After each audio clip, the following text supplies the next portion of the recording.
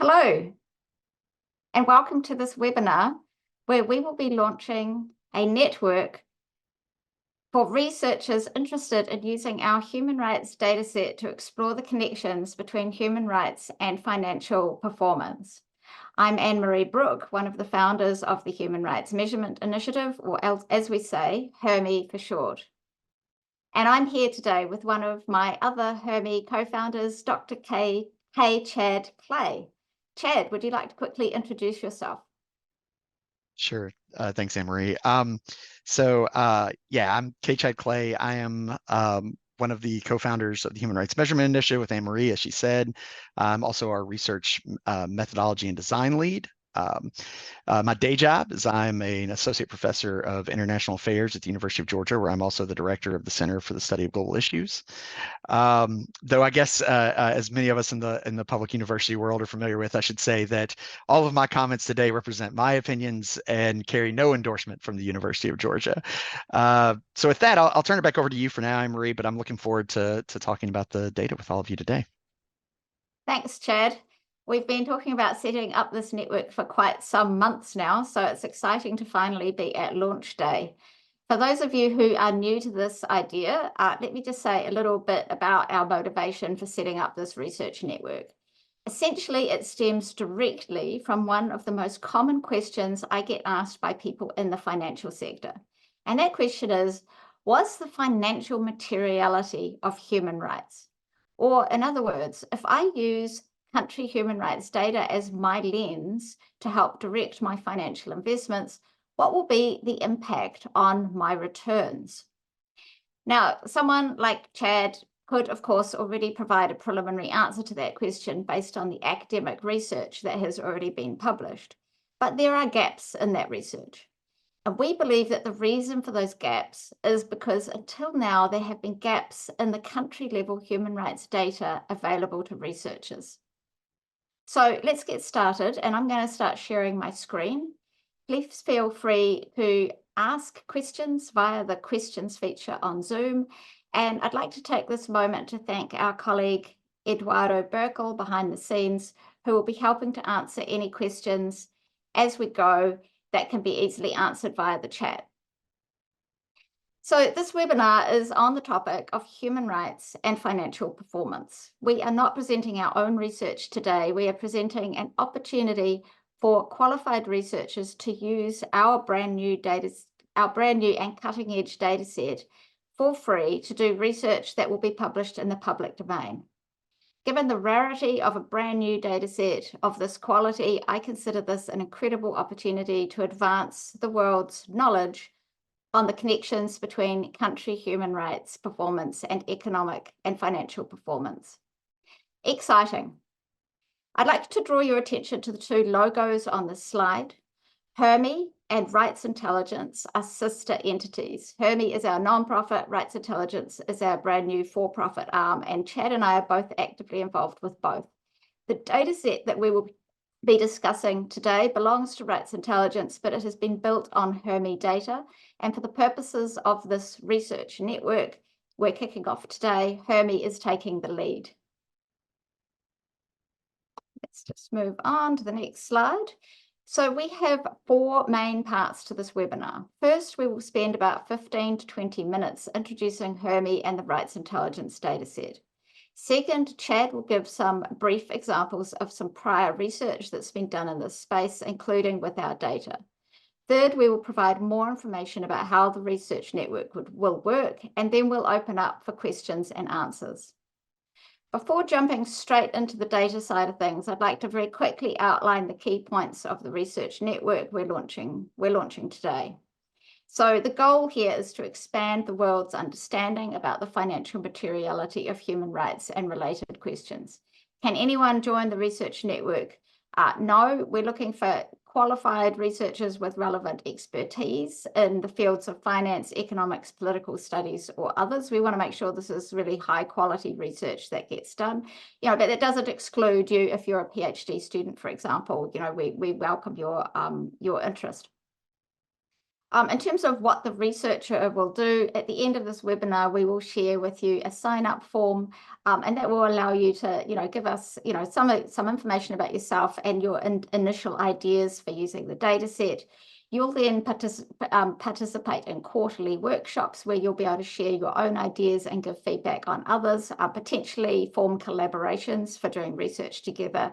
And you'll commit to publishing your final research in a peer-reviewed journal or a working paper series of some sort. And what we'll do is we'll give you the data set, the rights intelligence data set at no cost, and we will coordinate those workshops and make sure they are at a time that works for as many of you as possible. Now, let's turn to the data set we're introducing.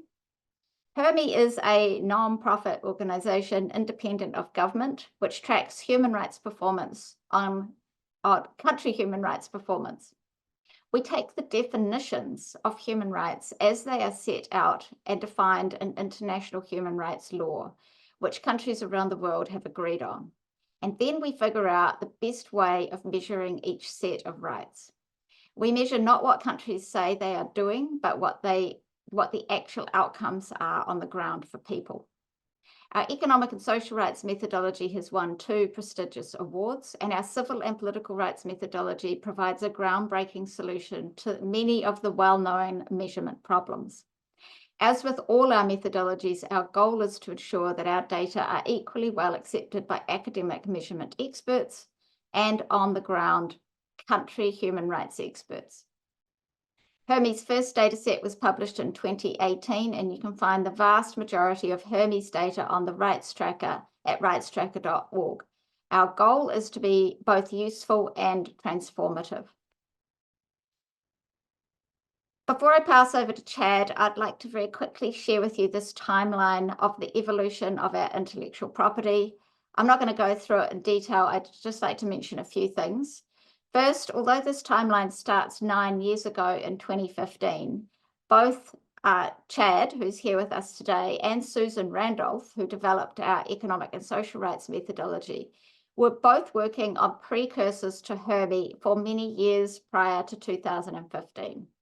This timeline starts in 2015 because that was the year that Susan Randolph, our HRMI co-founder, and her colleagues published the seminal book on measuring economic and social rights that we ground our economic and social rights measurement in. And that was also the year when HRMI first came into being after a co-design workshop towards the end of that year.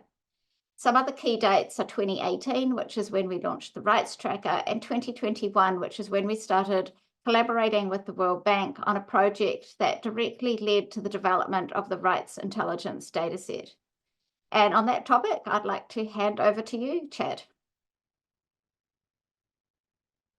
Thanks so much, Anne-Marie. So to talk a little bit about the data set that we're talking about sharing with all of you today, just to give you a little bit more insight into what it looks like. The Rights Intelligence data set uses a Bayesian latent variable model to provide 3 relatively complete sets of country scores for around 190 countries around the world from 2007 to the present. I think current data set ending in 2022.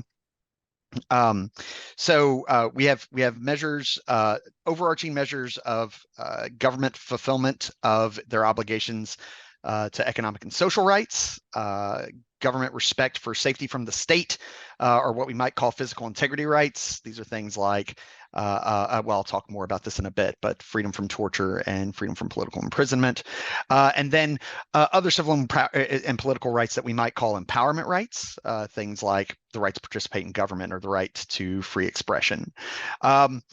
This methodology does several things for us. On the economic and social rights side, following along the path-breaking methodology established by Susan Randolph, Sakiko Fukuda-Parr, and Tara Lawson-Rimmer that Anne-Marie was talking about earlier. It overcomes a lot of the income bias problem that we might find in indicators of economic and social well-being that are available internationally. For events like torture or extrajudicial killings, it overcomes the problem of having a biased undercount in the available information that's in the media or in publicly available reports from non-governmental organizations. And it also helps us overcome the problems we might face with incomplete or missing data across countries. Now, we also use these data to develop something of a composite human rights score. I'll talk a little bit more about that in just a few minutes. And Anne-Marie, I'll move on to the next slide. So this is probably a recap for many of you on this call, but just to be clear about what we're talking about here, the logic of our model. Overall, human rights practices are in their totality are not directly observable. The only actor that probably has the capability to come close to overseeing everything that happens with government human rights practices is the government itself. And governments are not particularly forthcoming with their human rights practices, with the degree to which they're living up to their obligations under international human rights law and the like. So we have to rely on many sources of information that we know fall short of completely capturing this unobservable concept that we would like to capture. Those things might be non-governmental organization reports, reports from the media, information that we can get from practitioners in the field, information that we can get from other experts and academics in the field, or in the case of particularly economic and social rights, international statistics that are available on international databases. But overall, all of these have some form or another of bias or incompleteness that lead it to be insufficient for being sort of the best possible measure of human rights practices we could rely on. So altogether, we use these things to develop a measure at the level of rights category for each of the three categories we were talking about above. I could talk way more about the way this model is set up, and happy to do so in Q&A if you have questions.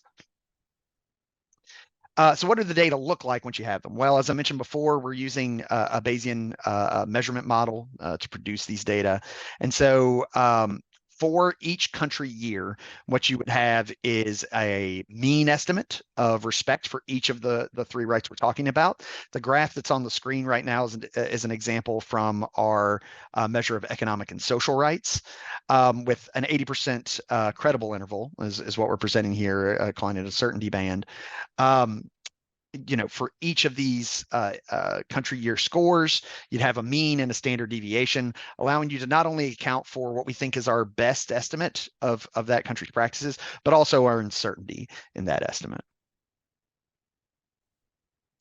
For economic and social rights, we're focusing on 5 economic and social rights in particular, again, building off of the methodology created by Susan Randolph and her colleagues. Those would be the right to education, the right to food, the right to health, the right to housing, and the right to work. We start from internationally comparable indicators taken from places like the World Bank or the UN or FAO, these various sources. And then we adjust those measures based on what we believe a state can achieve with the resources it has available, effectively determining whether or not a state lives up to its obligations under the International Covenant on Economic, Social, and Cultural Rights to fulfill economic and social rights to the maximum of a government's available resources. And so we use this methodology that is won several awards to overcome what we might view as an income bias problem in these international indicators. This not only shows us which states are living up to their international human rights obligations, but also gives us good insight into which countries have good governance, which countries are actually converting the resources they have available into better outcomes for everyone. And our Bayesian measurement model allows us to deal with the missing data problem by simply taking the information where we have it, and where we don't have it, that information, allowing it to increase our uncertainty about the score we develop for that country.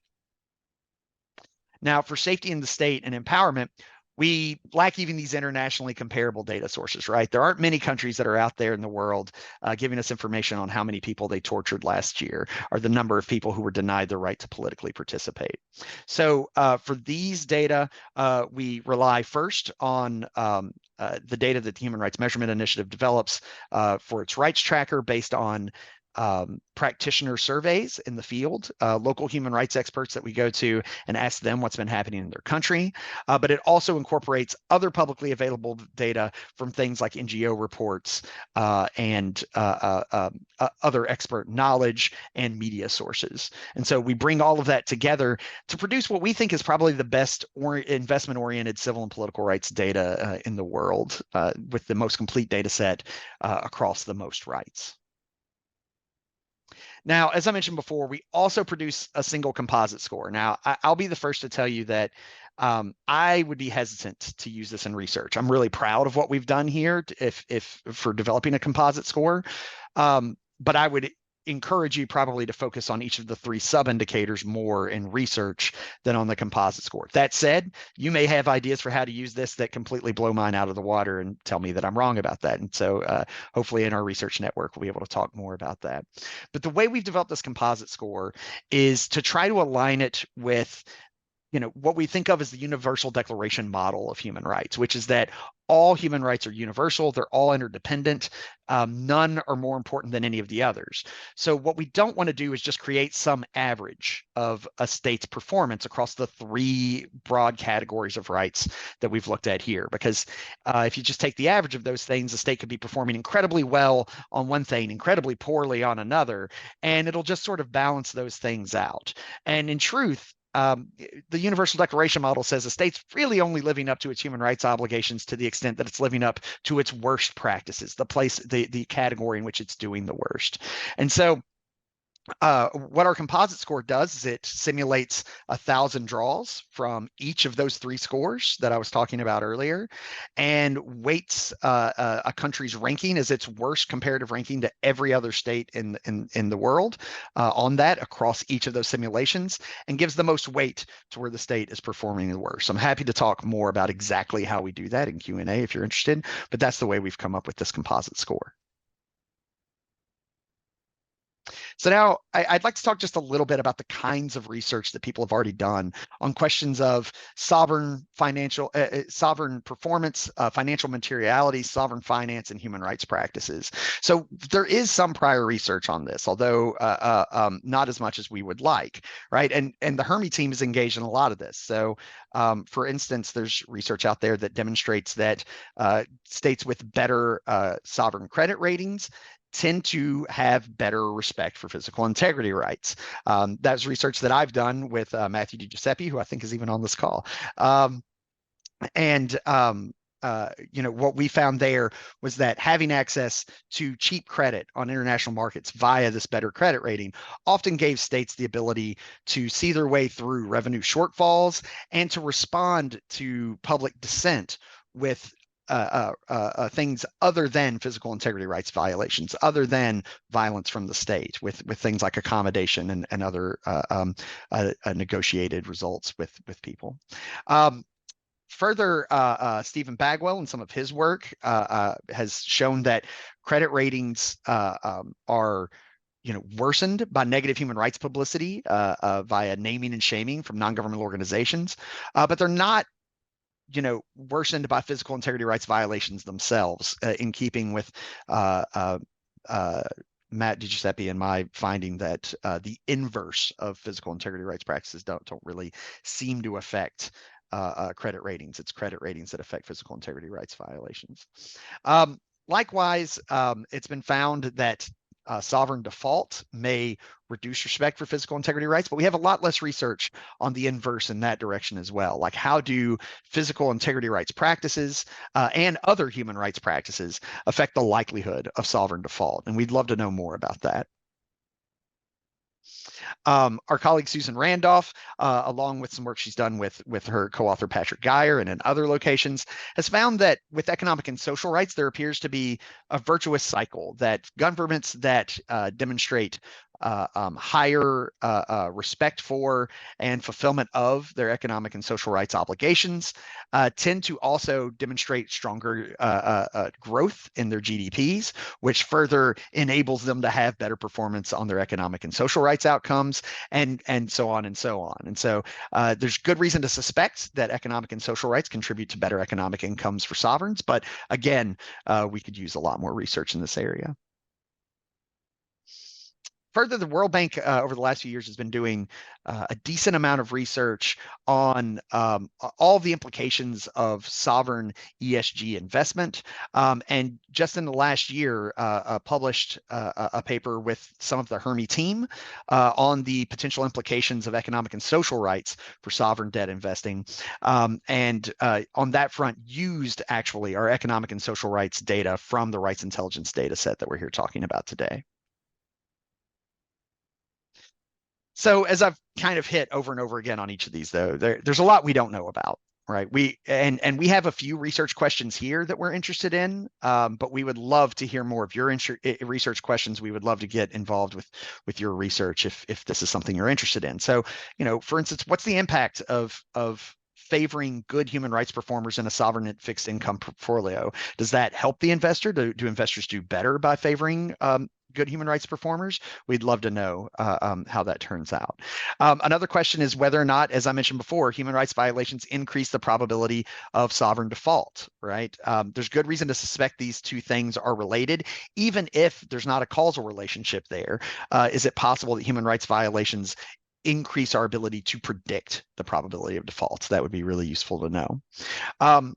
Do credit ratings change if we price human rights in? Some of that finding that Stephen Bagwell has on naming and shaming and its effect on credit ratings suggests that in some ways human rights risk, even if it's just human rights risk in terms of negative publicity, is not being fully priced in to these credit ratings. And so what would they look like if they were priced in? And would they perform better if human rights considerations were taken into account from the first place? Can we use just human rights data as a leading indicator for economic or financial performance? There is some research out there that suggests we can. But we could use a whole lot more on that front. So eager to hear whatever research questions you have, eager to engage with you on those things as part of the research network, if that's something you're interested in doing. And I think with that, I'll hand it back over to you, Anne-Marie. Thanks, Chad. So this is a repeat of the slide shown earlier, but I'm repeating it again here now for anyone who arrived late. So the key points are that this is a research network for researchers with the relevant expertise who want their research findings to be publicly accessible. And that basically means committing to publishing your research in a peer-reviewed journal or a working series. So what if you work for an investment bank and you want to do some research for your clients or other proprietary users and not make it publicly accessible?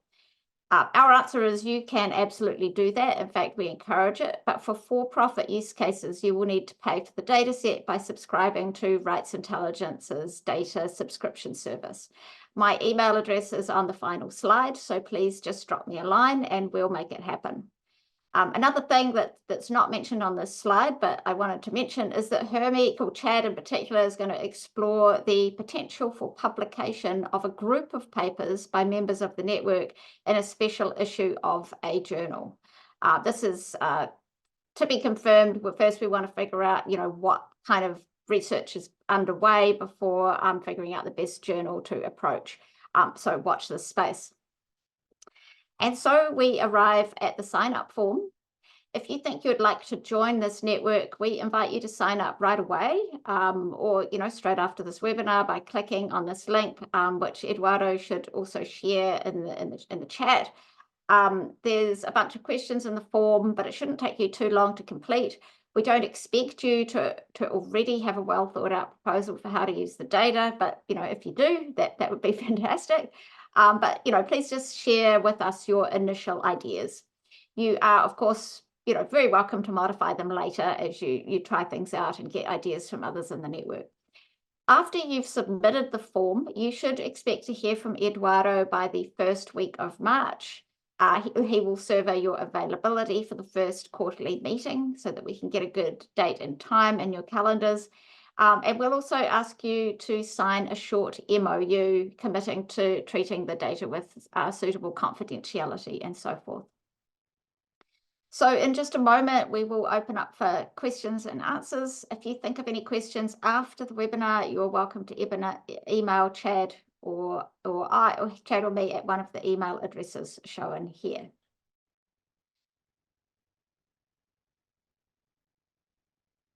So Chad, if you'd like to turn your camera on again, and we can maybe do you already have any questions, that anything else that you would like to add while we wait to see what questions there might be from participants? Not off the top of my head. I mean, I would say just to encourage the participants to use the Q&A function that should be at the bottom of all of your screens to ask us questions. But no, I don't. I would just, I think, add again to what I said earlier. I'm really excited about this. I'm pretty eager for us to have a working network of scholars that are really interested in working on these questions.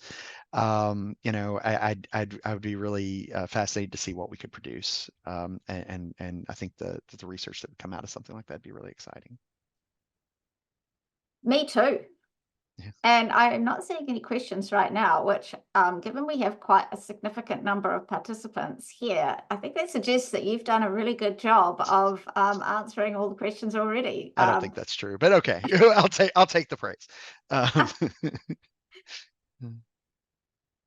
trying to think of any questions I could ask you. Otherwise, I think we can probably just wrap up early. So if you are participating in the webinar and you have any questions, please consider this your last call.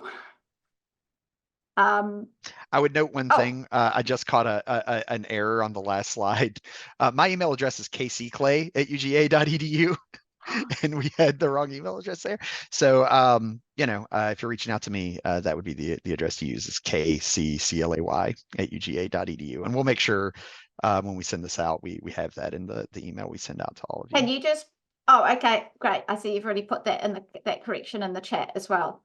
Okay, so I see we've had a couple of questions come in. So I'll read out the first one. If one is interested in companies rather than sovereigns, can you suggest how to use your database? I mean, I have some thoughts on that. I mean, first, I'm going to say we're not the best for that.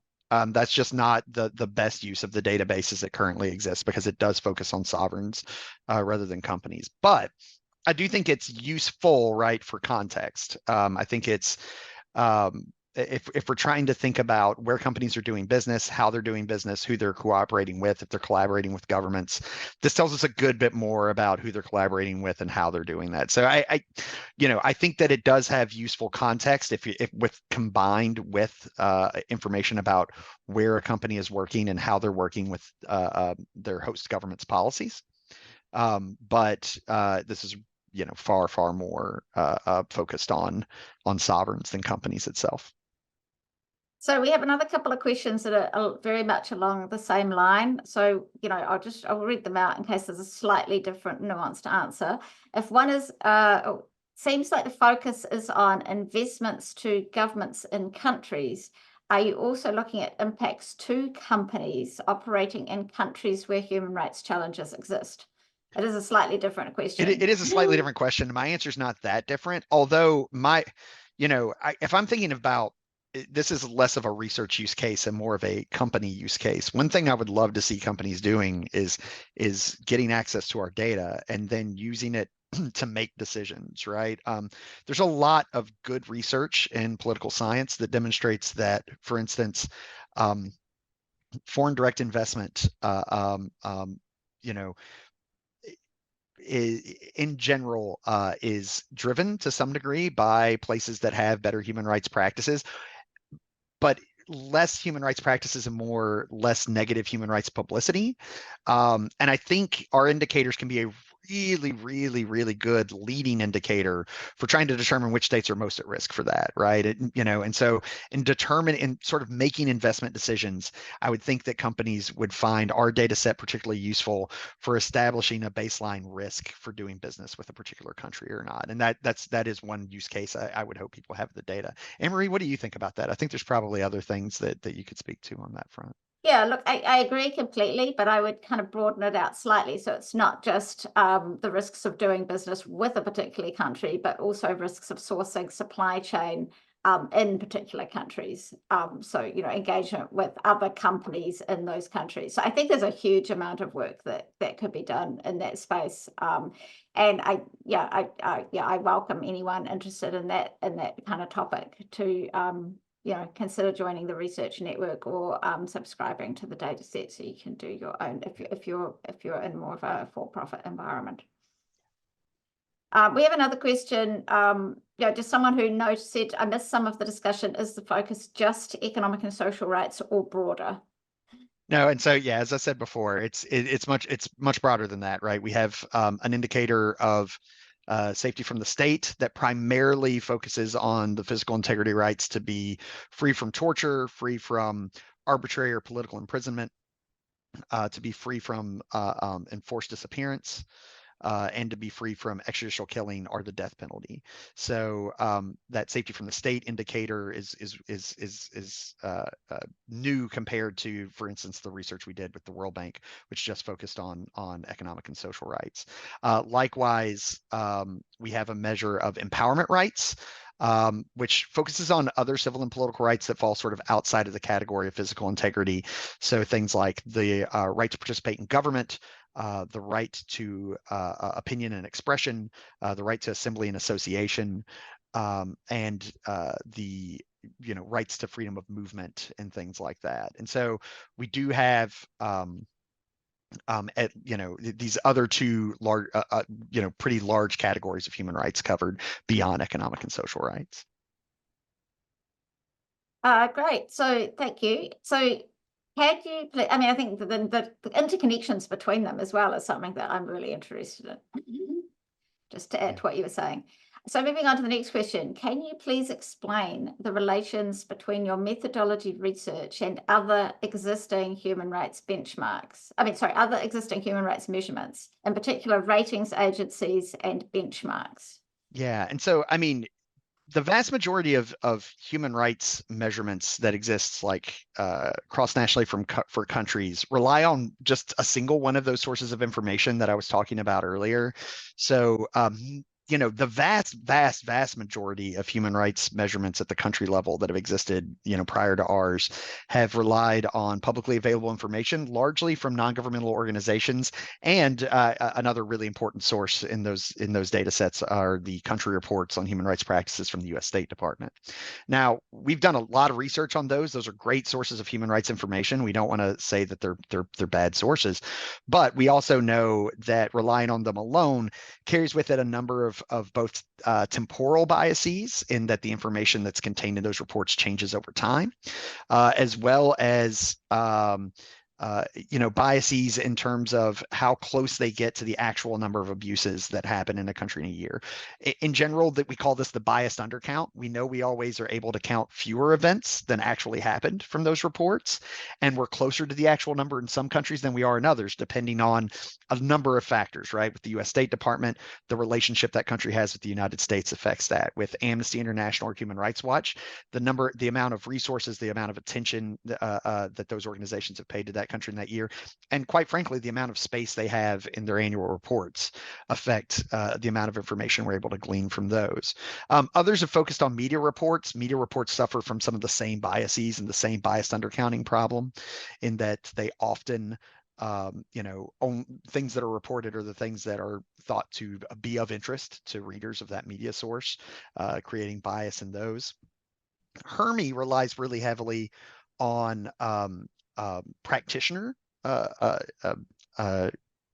information, the information that practitioners in the field, largely people who work for NGOs and others, have. We know for a fact that many practitioners that work for NGOs in the field have a lot of information about what's happening, and that doesn't all make its way into annual reports and international reporting for those organizations because of limited space and limited resources. And so we go directly to them to overcome that sort of what we might think of as the desk drawer problem, the report that got written that never saw the light of day, that went in their desk drawer, and really get that information directly from them. I personally think this is the best source of information we have for human rights practices. And I think, for that reason, I think HRMI's rights tracker data are fantastic. But That's also an incredibly expensive, labor-intensive way of collecting information. Right now, the HRMI Rights Tracker civil and political rights data only cover somewhere around 45-ish countries around the world. And so it can't be the singular source for information for something like what we're doing here. Organizations like the Varieties of Democracy Project do some really, really cool work asking questions of academics like me. They don't cover the full spectrum of human rights that we would need to engage in something like this. And there's also reason to suspect that academics like me might not be the absolute best source of information for human rights issues. Like if somebody sends me a survey like that, I'm going to go look at a lot of the sources of information I just talked about. So would my colleagues. And ultimately, that's going to lead to us portraying a world with less uncertainty than it actually has. And so I'm hesitant to use that as our single source for human rights information for those reasons. So, those are all the sorts of sources of information that other human rights data sets have used. Other human rights data sets have also taken on something that resembles our methodology. So Christopher Ferris has done human rights protection scores in the past. That focus strictly on physical integrity rights. Our methodology looks a whole lot like his methodology there, but focuses on a broader set of rights. In terms of what other, what rating agencies and other for-profit firms have done in this field, the truth of the matter is we can't really know. They present a lot of information without telling us a whole lot about their methodologies and where they get it. There's reason to believe that a lot of the work that's been done in this space has left human rights out. If you look at a lot of the indicators of ESR investment at the sovereign space that exist, many of them seem to focus more on environmental factors than maybe any of the other factors. And so our hope is that our data can contribute to those kinds of projects and actually improve them by bringing human rights to the fore. That's a kind of long answer, but that's the best I could do. It's sort of like with this comparison. Anne-Marie, is there anything I left out that you would add there? No, I think that was a really comprehensive answer. And I mean, the other thing I would add is that often, I mean, there's the historical thing where often when people are talking about human rights, they're talking about civil and political rights, and they often don't include economic and social rights in that. And so often some of the other work that's being done is a lot narrower, and it's not comprehensive, not covering the full range of rights. So moving on to the next question, how do you foresee the potential to use this data set for policy making? I mean, I would hope people would, is the short answer. I think human rights indicators have long been used in policymaking. I used to work on a data project called the SIRI Human Rights Data Project. And I know, SIRI data were used by USAID for decision-making purposes. The World Bank used them to determine the degree to which states were living up to human rights obligations and agreements. And so, they've been used in policymaking for a long time. I see no reason, in my mind, what we're offering is sort of the most comprehensive data set that would be available on this front, covering the broadest set of rights. So I would hope policymakers would use our data to make decisions both about which policies work best at home, but also in encouraging other countries to work better. I mean, to give you a line that we those of us at the Human Rights Measurement Initiative say a lot, we're trying to encourage a race to the top here, right? We want states to feel pressured by the existence of these data to behave better, and ultimately, our hope is that the private sector uses these data in such a way that increases that pressure on states to behave better, that the private sector uses its considerable power, right, to encourage better human rights practices by governments around the world. So that's my short answer. There's probably a lot more particular answers we could get to about how I would hope that this would work. But Anne-Marie? Just one quick thing I'd add to that is that we know that there are already states using our data set, and it's really helpful for any government officials who, want to improve their economic performance and their human rights performance. This does give them a lot of information that they can use. And I think the cross-country comparability is really useful. So, if you're working on education policy, and you see that your country's not doing super well on the right to education on the rights tracker, you can look at, you know, which other countries are doing better and get ideas from them. And then for the general categories of rights that we have here, you know, you can focus on, well, where's your country performing the worst, you know, and look to others to get ideas for, you know, who's improved and perhaps in the region. So yeah, I think there's huge potential for that. Moving on, have you seen correlation between the country composite scores and the returns in their financial markets? So this is a question that's kind of, I think we'll be able to answer much better. I mean, correlation, I guess, is only part of the story, but how would you answer that question, Chad? I mean, the short answer is we haven't really looked that much yet. That's kind of what we're hoping this research group, that kind of question this research group will take on, right? You know, I think there's evidence in the literature that would suggest that at least in the area of physical integrity rights, we could probably expect better returns in financial markets on the basis of human rights practices. But to my knowledge, people haven't really looked at this across the board with human rights the way that they could with our data set now. And so it's an open question would be my answer to that. And I hope if that's something you're interested in and you're interested in working on projects the way Anne-Marie described earlier, that would be something you'd be interested in tackling in the research group. Yeah, I mean, you mentioned earlier, Chad, also the research we're already aware of showing the virtuous circle between countries that are investing in economic and social rights and good economic performance. Good economic performance does tend to lead to better performance in the financial markets. So yeah, there's quite a lot of research that's already been done, but it's often quite piecemeal. And I think having this comprehensive data set, you know, really allows people to dig into the nuances. So not just focusing on the composite score, but also, you know, what's the interplay between the different dimensions of human rights. Okay, so moving on, do you have any insight on using this data with the upcoming EU forced labor ban? So, I mean, in short, not yet, but we hope that's on the horizon. The data set as it currently exists doesn't really contain enough information about forced labor for us to use the data that I'm talking about today. However, we are in the midst of trying to develop a labor rights data set that would include indicators on forced labor directly. So my hope is that in the next couple of versions of this data set, it will include information on forced labor and could absolutely be used in looking at the EU forced labor ban. Yeah. Yeah, and I guess one thing I'd add to that is even in its current, I mean, the data set that's available now can certainly be used to flag which countries are the riskiest in terms of human rights, and that can then allow, you know, you to like pass which countries require much greater due diligence. So there's definitely use cases already.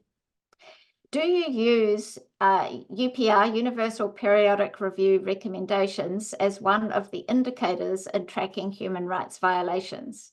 If yes, how do you incorporate them?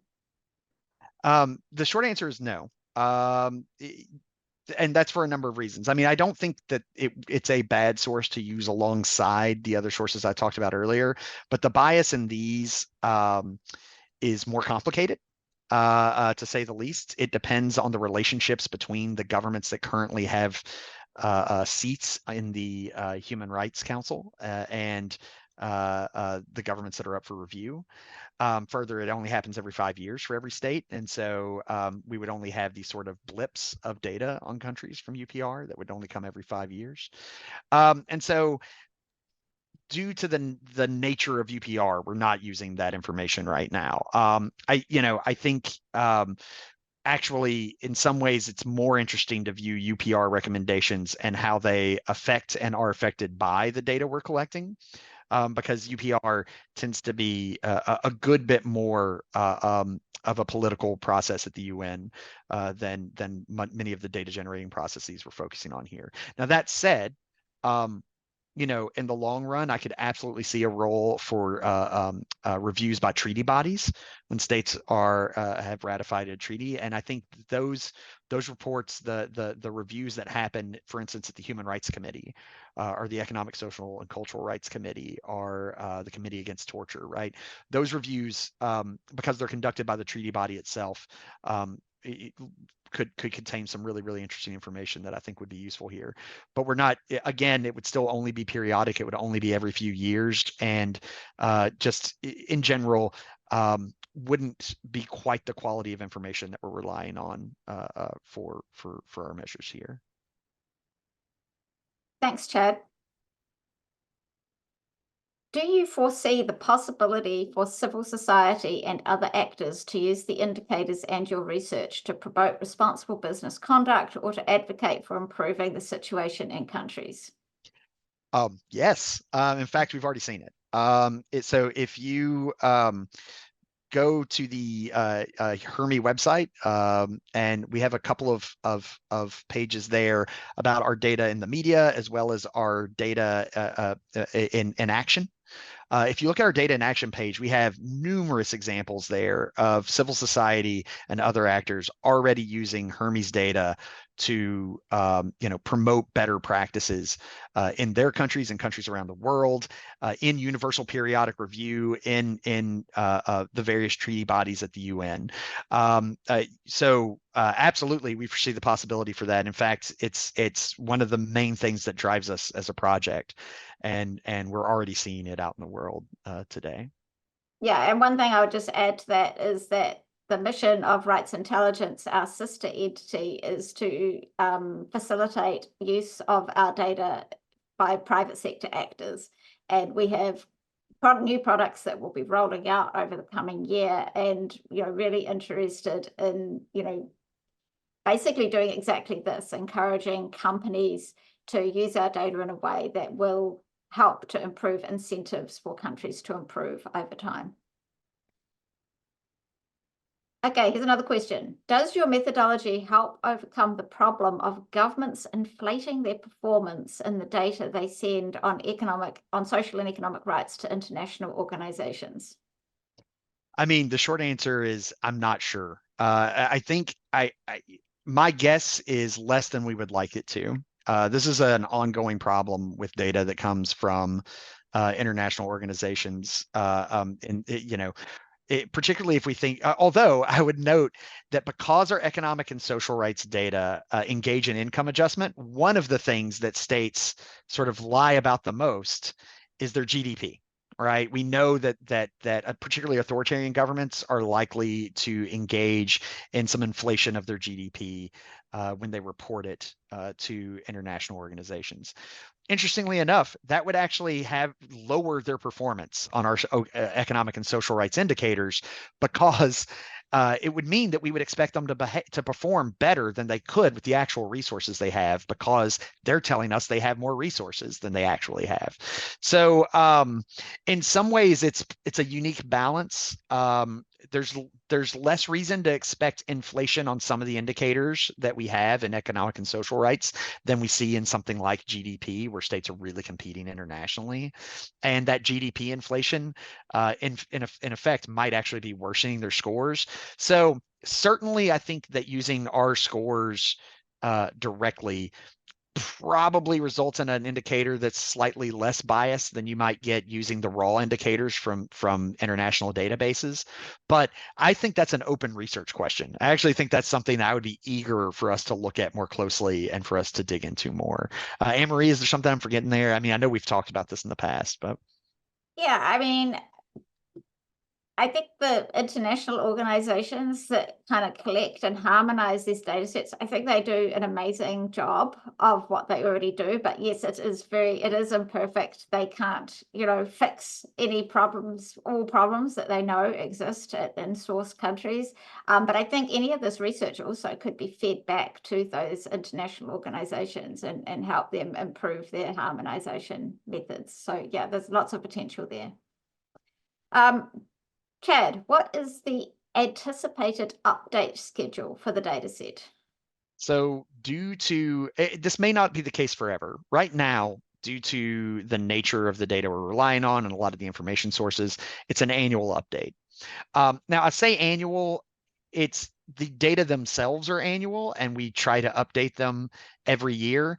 There will probably be periodic updates to those annual data as more information is revealed every year. So for instance, right now, I know that our latest version of the safety from the state data don't contain some information that's come out in the months since they were generated.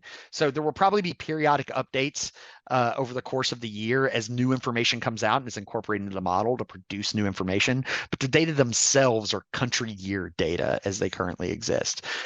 Our hope would be that with enough development and time, that someday we might be able to move beyond that and have more frequent updates on the basis of, say, quarterly information or something along those lines. But as it stands right now, it's annual. And in terms of the time of year when that data comes out, we publish updates of the rights tracker in June each year, and then the updated rights intelligence data set will be released in July or August every year. The exact timetable for that, we don't have an exact date for that yet, but it will be, just after the start of the third quarter each year. We have one more question, so I'm about to read it out. But if anyone has a question you haven't yet asked, now would be a good time to pop it into the Q&A. So final question we've got here right now is, thank you for the explanation on different ways to measure human rights. Do you consider case law from national and international courts, as well as soft law, i.e. UN Special Rapporteur, to map human rights? We don't. We consider that stuff like representative of international human rights law. It's not directly feeding into our measures, right? Because we're focused on practices. I absolutely think if we were developing measures of the degree to which states are procedurally respecting human rights, all of that information would be very, very important. It's just not what we've collected thus far. We've really focused on state practice and less procedure. That said, ways in which these kinds of things factor in, right? We definitely take general comments from treaty bodies, as well as adjustments to the understanding of international human rights law into account in our own definitions of each of the rights that we're talking about here. In HRMI's work, in our practitioner survey, we directly define these rights in terms with effectively how they've been defined by treaty bodies themselves at that point, and attempt to hold other data that we use and bring into these models to that same standard. But thus far, we're not currently using data that comes directly from national or international rulings from courts, or from soft law, from reports from special rapporteurs or something along those lines. Wonderful. Thanks very much, Chad. And thank you everyone who has joined today. We really appreciate your interest, and we look forward to hearing your, receiving your, your submissions to join the research network. And I am particularly looking forward to seeing the research that comes out of this. So thank you very much, everyone. Really appreciate it. Yeah, thanks, everyone.